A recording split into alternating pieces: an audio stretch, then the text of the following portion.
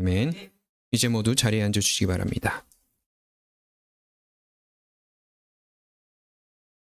오늘날 우리가 신앙생활하면서 중요하게 여기는 덕목 중 하나는 아마도 정결이 아닐까라는 생각을 하게 됩니다. 그래서 우리 안에서 말하는 정결이란 말 그대로 깨끗함, 거룩함, 흠이 없음이죠. 마치 반도체 공장의 클린룸처럼 보이지 않는 먼지 하나까지도 없이 만드는, 걸러낸 상태를 말하죠. 그럼 반도체 공장의 클린룸은 어느 정도냐고 저도 이제 조사를 해보니까요. 사람 머리카락 굵기에 200배나 작은 미세먼지까지 차단하는 공간이라 합니다. 어찌 보면 우리가 생각하는 정결도 이런 것이 아닐까라는 생각을 해보게 돼요. 그래서 우리는 이러한 깨끗한 상태를 유지하는 것을 신앙이 좋다라는 표지로 삼기도 합니다. 그래서 아마 주보를 보시다가 오늘 설교 제목을 보시고 라고 부담감을 느끼셨던 분도 계실 거예요. 그만큼 우리에게 정결은 은혜보다는 부담으로, 기쁨보다는 긴장으로 다가오기 때문입니다.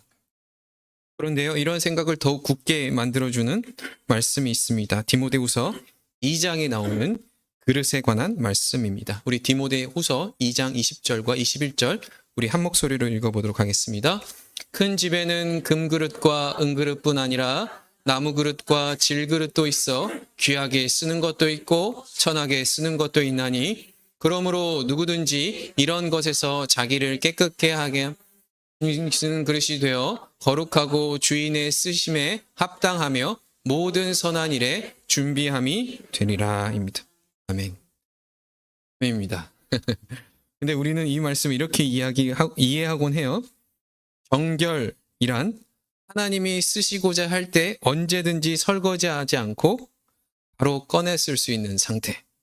미관상으로도 위생상으로도 오염이 하나도 없이 그냥 바로 쓸 수 있는 그 상태로 우리는 이 말씀을 이해합니다. 그러니 중요한 것은 그릇의 재질이 아니라 그릇의 청결도라고 말하죠. 그래서 많은 설교자들은 더러운 금그릇이 되는 것보다 깨끗한 질그릇이 되는 것이 중요합니다. 그러니 여러분 깨끗한 질그릇이 되도록 노력하십시오 라고 권면하죠. 분명 여러분 디모데후서 지금 읽었던 말은 정결에 관한 이야기는 맞습니다. 이 점은 부인할 수 없어요. 그러나 그 문맥을 자세히 살펴보면 바울은 이렇게 말하고 있습니다. 화면 한번 띄워주시겠어요? 첫 번째로 14절에 이렇게 나와요. 무가치한 일로 말다툼하지 말라라고 기록되어 있습니다. 16절에는 하나님을 모독하는 헛된 말을 하지 말라입니다. 22절에 청년의 정욕을 피하라.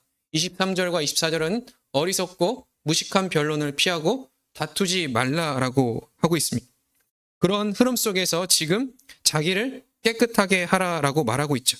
그러므로 지금 바울이 이야기하고 있는 정결은 완벽한 무오염의 상태라기보다는 어떠한 흐름에서 자기를 구별하는 선택을 하라라는 말이기도 합니다. 완벽함이 아니라 방향성을 이야기하고 있다라는 것이죠. 그러므로 바울이 말하는 정결은 나는 오염이 없어, 나는 깨끗해 라는 것이 아니라 나는 이쪽을 선택할 거야 라는 말이 된다라는 것이죠. 거짓과 불의의 흐름에서 벗어나 주인의 쓰시기에 합당한 그 준비가 된 상태, 그것이 바울이 말하는 정결입니다. 그런데 우리가 정결을 이토록 무결한 상태로 이해하려는 이유는 무엇일까요? 여러 이유가 있겠지만 가장 큰 것은 아마도 하나님께서 죄를 혐오하신다는 생각이 우리의 뿌리 깊게 자리 잡고 있기 때문입니다. 그래서 우리는 정결을 죄와 완전히 단절된 상태, 오염이 완전히 차단된 상태로 이해하려고 합니다. 그러면 우리가 한번 이렇게 질문해 봐요. 정결이 정말로 그러한 의미라면 여러분 정결한 삶을 정말 사실 수 있으세요? 만약 정결이 욕망을 완전히 끊어내고 세상과 완전히 거리를 두며 오염으로부터 자기를 완전히 차단하는 것을 우리가 정결로 이해한다면 역설적이게도 여러분 기독교보다 불교와 같이 자기 수행을 하는 종교가 더 정결에 가깝다라고 우리는 고백할 수밖에 없어요. 왜냐하면 이들은 기본적으로 세상과 거리를 둡니다. 사람들을 떠나 산으로 들어가죠. 속세와 연을 끊는 것을 수행의 출발점으로 삼습니다. 이것만 아니에요. 굴이나 암자에 들어가서 최소한의 음식으로 묵언을 하고 면벽하며 심지어 잠도 누워서 안 자요. 물욕이 들어올까봐, 자기의 욕망을 쫓아 살까봐 잠잘 때도 앉아서 계속 그 장세를 유지하면서 살아가고 있죠. 그래서 욕망을 다스리기 위해서 끊임없이 훈련하고 또 훈련하는 것. 그래서 자기 수행이라는 측면에서 본다면 이들은 매우 철저해요. 그리고 우리는 솔직하게 인정해야 합니다. 만약 욕망을 없애는 것, 그래서 그 욕망으로부터 나를 깨끗하게 만드는 것이 정결이라 말한다면 기독교보다 이러한 자기 수행의 종교가 더욱 정결에 가깝다라고 말해야 된다는 것이죠. 그러나 성경이 말하는 정결은 욕망을 없애는 것이 아닙니다. 세상과 자기를 단절시키는 것도 아니에요. 우리는 예수님을 통해 이 사실을 분명히 확인할 수 있어요. 예수님께서 보통 행보를 하실 때 기도하러 산에 올라가시는 것 빼놓고는 대부분 그의 일상은 사람들과 함께 계셨습니다. 그것도 죄인이라 불렸던 세리 같은 사람들과 늘 함께 동행하셨죠. 뿐만 아니에요. 율법이 금하고 있었던 안식일에 사람을 고치기도 하셨고요. 또 율법에 금하고 있었던 나병 환자의 손을 베기도 하셨습니다. 겉으로 보기에 예수님의 행보는 오염으로부터 자기를 차단하는 것과는 거리가 먼 행보를 늘 보여오셨습니다. 그럼에도 불구하고 성경은 뭐라고 얘기하죠? 예수님은 죄가 없으시다. 그렇다면 이처럼 우리는 이미 정결이 단순한 오염이 아니라 또 단순한 오염으로부터 자기를 차단하는 것이 아니라는 자리까지 나와 왔다면, 그런데 문제가 또 하나 발생이 됩니다. 오늘 우리가 읽었던 말씀, 레위기는 다시 우리를 원점으로 돌려놓는 것 같아요. 먹을 수 있는 것과 먹을 수 없는 것을 나누고요. 또 만지면 부정해지는 것과 접촉을 하면 정결을 잃는 것. 그래서 자기를 어떻게 오염으로부터 분리시키는 것을 다시 정결이라고 말하고 있는 것처럼 우리에게 들려지고 있다라는 것입니다. 그러나 우리가 만약 여기까지 왔잖아요. 정결은 분리시키는 것이 아니다라. 그것이 아니다라고 우리가 이해했다면 오늘 레위기를 다른 방향으로, 레위기가 말하고 있는 정결을 다른 방향으로 살펴봐야 합니다. 그렇다면 과연 하나님께서 레위기를 통해서 우리에게 말씀하시는 정결은 무엇일까요? 우리의 삶을 통해서 우리가 추구해야 할 정결함은 무엇일까요? 오늘 말씀을 통해 함께 살펴보도록 하겠습니다.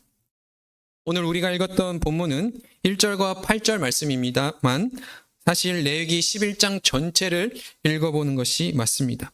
왜냐하면 대상만 달라질 뿐 동일한 패턴이 반복되고 있기 때문입니다. 그래서 1절과 8절은 뭐에 대해서 나오죠? 육지 동물에 대해서 나와요. 아직 화면은 아닙니다. 그 다음에 9절과 12절은 생물에 대한, 그러니까 수중 생물에 대한 구분이에요. 그 뒤에는 어떤 구분이 나오죠? 하늘에 나는 어떤 날짐승에 관한 부정에 관한 이야기가 나옵니다. 그 다음에 뭐예요? 곤충에 관해 나옵니다. 여기 보면 즉 레위기 11장은 서로 다른 규정들이 지금 나열되고 있는 것이 아니라 하나의 동일한 원리가 그냥 동물이 바뀌어가면서 그 패턴이 재확인되고 있다라는 것이죠. 그런데 당혹스럽게도 성경은 먹을 수 있는 것과 먹을 수 없는 것을 구별하면서 그 기준을 뭐라고 얘기한다고요? 부정이라고 이야기하고 있다는 것입니다. 3절과 4절 말씀입니다. 우리 이것도 한번 읽어볼까요? 모든 짐승 중 쪽발이 되고 새김질하는 것은 너희가 먹되 새김질하는 것이나 굽이 갈라진 짐승 중에도 너희가 먹지 못할 것은 이러하니 낙타는 새김질하되 굽이 갈라지지 아니하였으므로 너희에게 부정하고. 저 오늘 성경 읽으면서 처음 알았습니다. 낙타가 굽이 없다라는 것을. 네, 신기합니다. 아무튼 우리는 여기서 한 가지 질문을 던지게 됩니다. 도대체 어떻게 하면 음식이 부정해질 수 있는 거죠? 음식이 나쁜 짓을 했나요? 동물이 나쁜 짓을 했기 때문에 그런 것일까요? 이 질문에 답을 하기 위해서 사람들은 여러 방식으로 해석의 시도를 해왔습니다. 첫 번째 시도가 무엇이었냐면 정결의 규례는 위생 지식이 부족했던 고대 이스라엘 사람들에게 질병으로부터 보호하기 위해서 일종의 위생법이었다라고 해석하는 사람들이 발생했습니다. 예를 들어 이런 것이죠. 돼지가 부정한 동물로 금지된 이유는 그 안에 기생충을 갖고 있었기 때문이다. 또한 시체를 먹은 새, 그러니까 스캐빈저라고 우리는 영어로 스캐빈저라고 그러죠. 스캐빈저를 금지한 이유는 세균 감염으로부터 백성을 보호하기 위한 안전장치였다라고 이해한다라는 것이죠. 겉보기에는 지금 우리에게 있어서 참 그래 우리 손도 닦고 막 그러니까요. 이해할 만합니다. 그러나 이 해석에는 어려움이 있습니다. 만약 부정일 단순히 위생의 문제라고 한다면 설명되지 않은 부분들이 참 많아요. 정말로 돼지의 부정이 위생 때문이었다라면 여러분 삼겹살이라면 자다가도 벌떡 일어나는 대한민국은 역사상에서 이미 사라졌어야 돼요. 그렇죠? 네. 또 다른 해석은 어떤 해석이냐면 초기 교부들에게 나타난 상징적 해석입니다.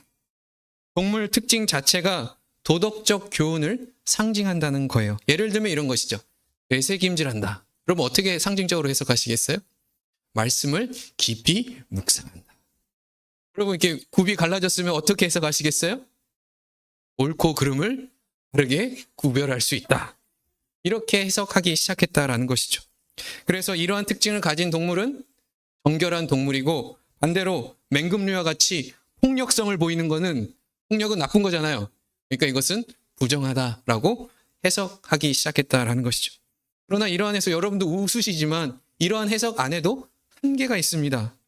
본문 자체가 그러한 것을 설명하지 않고 있기 때문이죠. 그렇다면 우리는 다시 질문으로 돌아와야 합니다. 레위기가 말하는 부정은 도대체 무엇인가? 이 질문에 답하기 위해서 조금 차분히 생각할 필요 있습니다.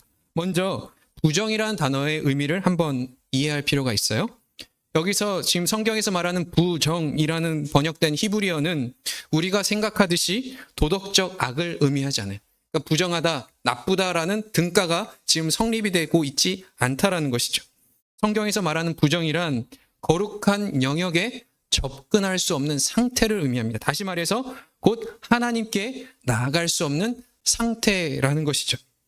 그렇다면 왜 어떤 동물은 정하고 어떤 동물은 부정하다고 하셨을까요?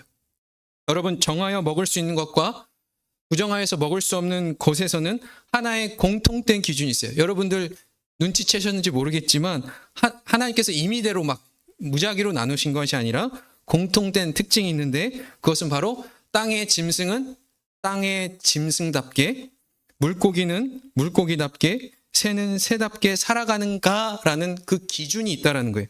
그래서 3절에서 보면 굽이 갈라지고 되새김질하는 것은 육지에 살기에 적합하게 창조되었다라는 것이죠. 9절에서 보면 지느러미와 비늘을 가진 물고기는 물 수중 생활하기에 적합하게 창조되었고요. 21절에 땅에서 뛰어 움직이는 동물은 곤충은 그것이 곤충으로서 적합하게 창조되었다라는 것이죠. 여러분 이것이 무슨 의미일까요? 성경이 말하는 정결은 단순히 깨끗함의 문제가 아니라 창조의 질서에 얼마나 충실하게 살아가고 있는가를 의미하고 있다라는 것이죠. 정결이란 하나님이 창조하신 자리와 방식 안에서 살아가는 것이고요. 부정이란 그 경계가 흐려지고 그 질서를 깨트린 삶의 방식을 의미한다라는 것이죠. 결국 정결은 생명의 방향성에서 벗어난 것입니다. 그래서 레위기가 말하는 부정은 더럽다라는 도덕적 판단이 아니에요. 창조주의 조화에서 어긋난 상태를 의미합니다. 또한 이것은 어떠한 존재 자체의 가치를 부정하는 말도 아니에요. 여기 반려견, 반려묘를 키우시는 분 계시죠? 우리 콩이도 있는데 여러분 콩이가 지금 발굽이 있나요? 콩이가 여러분 콩이 모르시는 분이 왜 강아지예요, 강아지. 여러분 강아지가 되새김질 하나요? 부정하잖아요. 그럼 어떻게 해요? 제거 대상인가요? 그렇지 않아요. 성경은 부정하다는 그 말 자체가 존재의 가치를 이야기하고 있지 않다라는 거예요. 여러분 하나님께서 세상을 모두 창조하셨을 때 강아지를 창조하셨고 여러분 여성들만 보면 소리 지르는 어떤 바퀴벌레 같은 것들이 나와도 하나님께서 그 모든 것들을 다 창조하시고 나서 하신 말씀이 뭐예요? 보시기에 좋았더라입니다. 존재의 가치에 대해서 부정하는 것이 아니에요. 성경이 말하는 정결이란 창조의 질서 안에서 하나님께 속한 존재로 바로 서서 거룩한 하나님 앞에 드려질 수 있는가 없는가의 문제라는 것입니다. 그렇다면 우리는 이렇게 질문해야 합니다. 우리가 어느 정도 정결에 대해서 이해를 했다면 그 정결을 우리의 삶에 어떻게 적용할까라는 것이죠. 정결은 세상을 피해 살아가는 삶도 욕망을 완전히 제거하는 것도 아닙니다. 그렇다면 성도에게 정결함이란 하나님께서 우리를 창조하신 자리에서 하나님이 의도하신 방식대로 살아가는 것을 정결이라 말할 수 있는 것이죠. 땅짐승이 땅짐승답게 살아갈 때 정결하듯, 물고기가 물고기답게 살아갈 때 정결하듯, 성도 역시 성도답게 살아갈 때 정결하다라고 말할 수 있습니다. 여기서 앞서 우리가 살펴본 것처럼 성도의 부정은 단순한 실수나 순간적인 실패 때문에 생긴 것이 아니라고 한다면 성도에게 그러면 부정은 언제부터 발생하게 될까요? 정결과 반대로 생각하시면 됩니다. 성도에게 있어서 부정은 하나님께서 주신 삶의 자리에서 벗어날 때 시작되는 것이죠. 부정은 하나님이 창조해 주신 창조의 질서라는 경계에서 벗어나서 그 경계를 흐트러뜨리는 삶을 살 때입니다. 하나님께서 내 삶의 주인이시고 나는 그의 백성이라는 그 분명한 창조의 질서가 무너질 때 우리는 부정하게 되면서 정결로 나아가는 그 방향성을 잃게 된다라는 것이죠. 다시 말해 성도에게 정결한 삶이란 죄를 완전히 없애는 삶이 아니라 죄로 인해 틀어진 나의 삶의 방향을 하나님을 향해 다시 맞추어주는 삶을 의미하죠. 그렇다면 여러분, 이러한 삶이 실제로 가능할까요? 여러분, 성경에 보면 어느 날 서기관들과 바리새인들이 음행하다가 현장에서 잡힌 여인을 예수님 앞에 데려온 사건이 발생합니다. 그리고 묻죠. 이 여자가 음행을 해서 현장에서 붙잡혔습니다. 모세의 율법에 따라 보면 이 여자를 돌로 치라 하였는데 당신이면 어떻게 판단하시겠습니까? 라고 묻죠. 그때 예수님은 사람들을 향해 뭐라고 하죠? 너희 가운데 죄 없는 사람이 먼저 돌로 치라라고 하시죠. 그때 사람들은 양심의 가책을 느껴 하나씩 하나씩 떠나게 됩니다. 그리고 그 자리에 예수님과 두려움에 떨고 있었던 한 여인만 남게 되죠. 그 여인을 예수님께서 바라보시며 뭐라고 하시죠? 이렇게 말씀하세요. 다시 가서 다시는 죄를 범하지 말라. 다시는 죄를 범하지 말라. 그럼 이 말씀이 어떤 의미로 들리세요? 나 이번에 한번 봐줄 테니까 암에 걸리면 국물도 없어? 이런 말일까요? 아니면 시는 이래 하니까 불가능한 정결을 지금 죄 안 짓는 삶을 요구하시는 것일까요? 그렇진 않을 거예요. 그럼 여러분, 다시는 죄를 범하지 말라라는 말을 어떻게 이해하실 것입니까? 지금 이 여인은 죽을 뻔했는데 예수님을 통해서 다시 살아났죠. 그러면 죽음에서 벗어난 이 자리에서 이제는 과거 죽음에 속해 있었던 삶의 방식에서 벗어나 하나님께서 처음 창조하셨던 그의 삶의 방향으로 너의 인생을 틀어 살아가라 말씀이죠. 그가 어떤 이유로 그의 삶에 이르게 되었는지 우리는 알 수 없습니다. 그러나 그 여인을 향해 예수님은 과거를 묻지 않죠. 오히려 앞을 향해 말씀하십니다. 하나님이 세우신 창조의 질서 안에서 관계를 회복하며 하나님을 향해 살아가는 삶으로 돌아오라고 지금 초청하고 계신 거예요. 그것이 남녀의 관계되었던 상관없습니다. 예전에 너가 그런 선택을 했던 것이 돈의 문제이든 외로움의 문제여서 너의 필요를 채우기 위해서 그런 잘못된 삶을 살았던 것을 이제는 끊어버리고 이제 너가 어떠한 삶을 살다 할지라도 창조의 질서 안에 그 질서 안에 인생을 살아라라고 말씀하신 것이 가서 다시는 죄를 범하지 말라라고 말씀하신 거고 그 여인을 넘어 지금 우리에게 말씀하시고 우리에게 요구하시는 정결이라는 것입니다. 사랑하는 성도 여러분, 아담과 하와가 하나님이 세우신 창조의 질서를 무너뜨린 순간부터 이 세상은 부정해졌습니다. 우리의 삶 역시 부정해졌죠. 그러나 하나님께서 우리를 사랑하사 예수 안에 우리를 거룩해 하셨고 우리를 정결한 삶을 초대하십니다. 그런데요, 여러분, 여전히 안타까운 것은 우리는 아직 이 정결함에 대해서 잘 이해를 못하는 것 같아요. 많은 교회와 성도들은 여전히 정결을 죄가 없는 상태로만 생각하는 그 자리에서 머물고 있다라는 것입니다. 그래서 신앙의 열심은 죄를 없애고 세상적 가치를 제거하고 스스로 깨끗하게 만드는 데만 집중합니다. 그런데 여러분, 이러한 열심이 어느 순간 성도의 우열을 가르는 기준이 되어버립니다. 신앙생활에 열심이 없는 사람들에게, 또 여전히 세상의 기준에 흔들리며 살아가는 사람들에게 그 정결이 그들을 판단하는 도구로 사용된다라면 그 사람이야말로 정결한 사람이 아니라 부정한 사람입니다. 왜일까요? 바로 창조의 질서, 곧 내 이웃을 내 몸과 같이 사랑하라는 그 하나님의 질서를 무너뜨리는 사람이기 때문입니다. 제가 이 자리에 서서 하나님의 이름으로 거룩한 말을 하고 거룩한 태도로 말씀을 전하며 제 삶 전체를 교회를 향해 헌신한다 할지라도 그 행위 자체가 거룩하지 않고 정결하지 않은 이유는 무엇일까요? 하지 않을 수 있는 이유는 무엇일까요? 제가 창조의 질서대로 하나님의 영광이 아닌 제 영광을 위해 살아가기 시작할 때 그 일은, 목회의 일은 정결이 아니라 부정하게 된다라는 것입니다. 그러니 사랑하는 성도 여러분, 여러분의 신앙을 하얗게 유지하기 위해서 죄를 짓지 않으려고 애쓰고, 그래서 어떻게 하면 내가 죄를 짓지 않을까? 나쁜 말을 하지 않으면 되지? 또 나쁜 사람과 살지 않으면 되지? 이런 것으로 고민하면서 여러분의 인생을 허비하지 마십시오. 오히려 예수님처럼 세상 가운데 들어가세요. 창조의 질서가 무너진 자리 속에서 하나님이 의도하신 삶이 무엇인지 여러분의 삶을 통해서 보여주고 또 그렇게 살아가시기를 바랍니다. 그러다 우리 실수할 수 있어요. 또 넘어질 수 있어요. 거봐, 사람들은 또 이야기할 수 있어요. 너 예수님 믿고 깨끗하게 살아가야 된다며, 거룩해야 된다며, 너 여전히 못하고 있네? 라고 사람들이 비난할 수 있습니다. 그러나 다시 시작하십시오. 실수하지 않고 죄를 안 짓는 것이 정결이 아니라 방향을 잃지 않고 하나님을 향해 다시 일어서 걸어가는 것이 정결이기 때문입니다.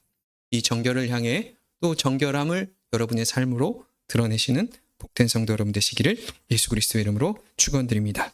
우리 다 같이 들으신 말씀을 가지고 찬양 이후에 함께 기도하는 시간을 갖도록 하겠습니다.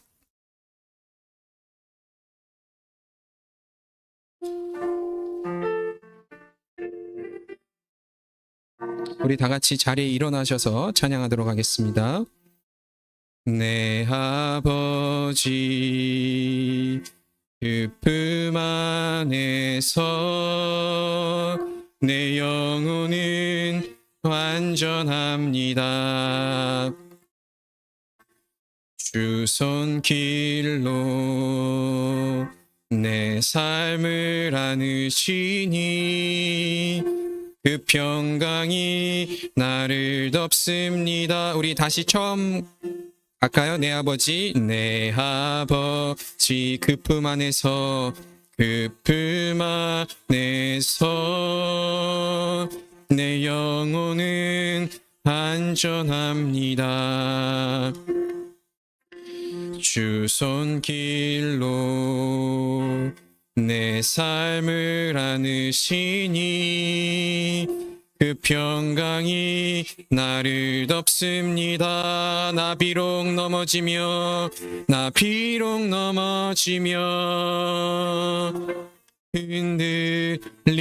흔들리지만 주 내 안에 거하며 나를 붙드시니 내 생각을 주께로 돌리고 주시는 평강의 옷을 입습니다.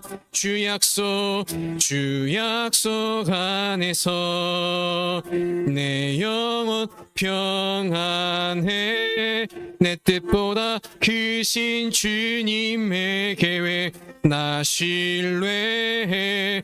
두려움 다 내려놓고 주님만 의지해. 주 안에서 내 영혼 안전합니다. 나 비록 넘어지면 나 비록 넘어지며 흔들리지만 주 내 안에 거하며 주 내 안에 나를 붙드시니 내 생각을 주께로 돌리고 생각을 주께 주시는 평강에 옷을 입습니다. 주 약속 안에서 내 영혼 평안해. 내 뜻보다 크신 주님의 계획 나 신뢰해. 두려움 다 내려놓고 주님만 의지해. 주 안에서 내 영혼 안전합니다. 아멘. 우리 이 시간 들으신 말씀을 가지고 기도할 때 이렇게 기도했으면 좋겠습니다. 주님, 우리가 정결을 흠없는 상태, 죄가 없는 모습으로만 이해하며 스스로를 평가하고 또 다른 사람을 평가했던 마음을 돌아봅니다. 그 결과 하나님의 형상을 따라 살기보다는 세상의 두려움과 조급함에 더 크게 반항하며 살아왔던 우리의 모습을 정직하게 내려놓사오니 주여, 이제는 하나님께서 우리에게 세상을 도피하는 존재가 아니라 세상 속에서 하나님의 질서를 회복하는 자를 부르셨음을 우리가 인정하며 또 붙들며 살아갈 수 있도록 인도하여 주옵소서. 그래서 더 깨끗하게 보이려고 애쓰는 삶이 아니라 비록 여전히 실패하며 무너지는 자리에서 나를 정결하의 자리로 부르시는 그 주님을 바라보며 다시 하나님의 뜻을 쫓아 살아가는 진정한 정결함을 이루어갈 수 있게 달라고 우리 다 같이 하나님께 기도하며 나아가도록 하겠습니다. 기도하시겠습니다. 하나님, 주님, 우리가 우리의 정결함 속에서 우리가 살아갈 수 있도록 주님이여 인도하여 주옵소서. 그러나 하나님, 우리는 얼마나 정결히 우리의 삶에서 왜곡되어지며 또 잘못된 방향으로 나아가고 있었는지 스스로를 돌이켜볼 수 있게 하여 주옵소서. 하나님, 우리는 죄인입니다.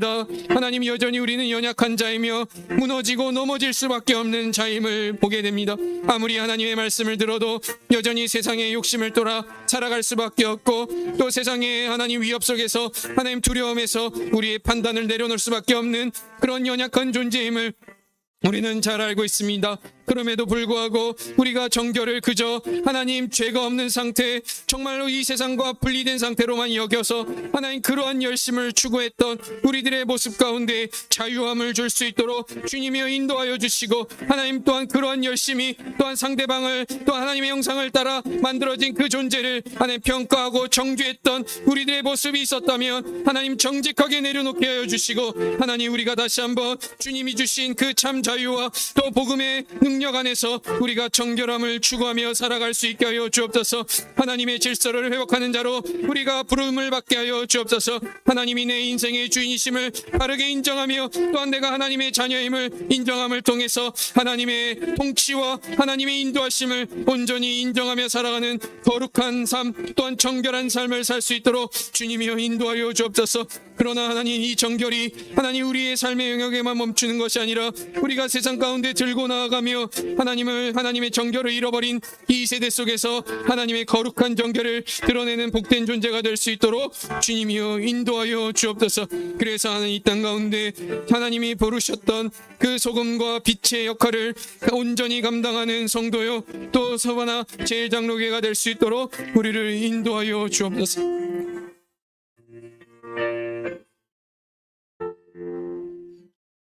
하나님, 우리는 주의 말씀을 통해서 우리의 참된 정결은 내 열심히 만들어내는 것이 아니라 내 소유를 버리고 이 세상과 등짐으로 만들어내는 정결이 아니라 이 세상 한가운데에 서서 창조의 질서를 잃어버린 이 세상 한복판에 서서 하나님의 창조의 질서를 온전히 선포하는 존재임을 우리가 다시 깨닫게 됩니다. 그러하게 하나님, 우리의 삶을 깨끗하게 만드는데 협의하는 것이 아니라 우리가 실패하고 넘어진다 할지라도 우리의 삶의 방향성을 다시 하나님께 맞추는 일에 최선을 다하며 살아가는 존재가 될 수 있도록 주님 인도하여 주옵소서. 그러한 삶을 통해 우리가 손도 댈 수 없는 그런 존재가 날카로운 존재가 아니라 누구든지 와서 안길 수 있고 누구든지 와서 위로를 받을 수 있으며 누구든지 와서 용기를 얻을 수 있는 그런 복된 존재, 또 복된 교회가 될 수 있도록 인도하여 주옵소서.